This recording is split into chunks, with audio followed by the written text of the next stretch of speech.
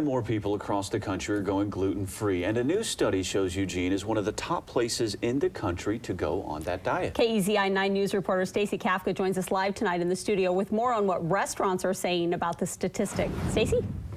Grubhub, an online takeout service, conducted a study across the country to find the places offering the most gluten-free options and looked at the highest demand for those foods.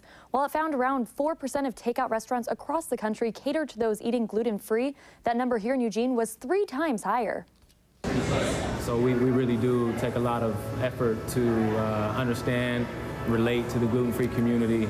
While celiac disease impacts 1 in every 133 people in the country, 7 to 8% of the population is now intolerant to gluten, meaning their bodies can't handle eating wheat, barley, and rye. Those statistics are causing restaurants to react. The influx of foot traffic, so to speak, here for gluten-free, I would say has increased, not only for the gluten-free community, but also for people who have changed their diets to want to stay away from that gluten. This is all within the last couple of years. It's dramatic, the amount of people that are looking for that kind of food. The menus at both Go Healthy Cafe and the Cornbread Cafe label gluten-free items. We pretty much try and do an alternative for everything on our regular menu that's gluten-free. According to Grubhub, gluten-free takeout orders increased by 60% since April 2012, and local restaurants have noticed the increase in demand. It's becoming a big part of business, is having those options. And they're starting to build menus around this gluten-free craze.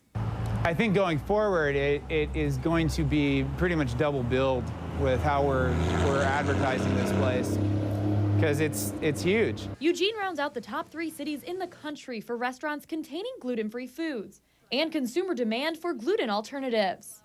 And it's amazing. I was really surprised that Eugene is 3rd nationwide for gluten-free, so that's pretty awesome. A local dietitian describes this increase in gluten-free dining as a trend, but did say people with celiac disease need to be very careful when eating out to avoid cross-contamination between gluten-free foods and those containing wheat, while those choosing to eat gluten-free don't have to be as cautious. Live in the studio, Stacey Kafka, KEZI 9 News.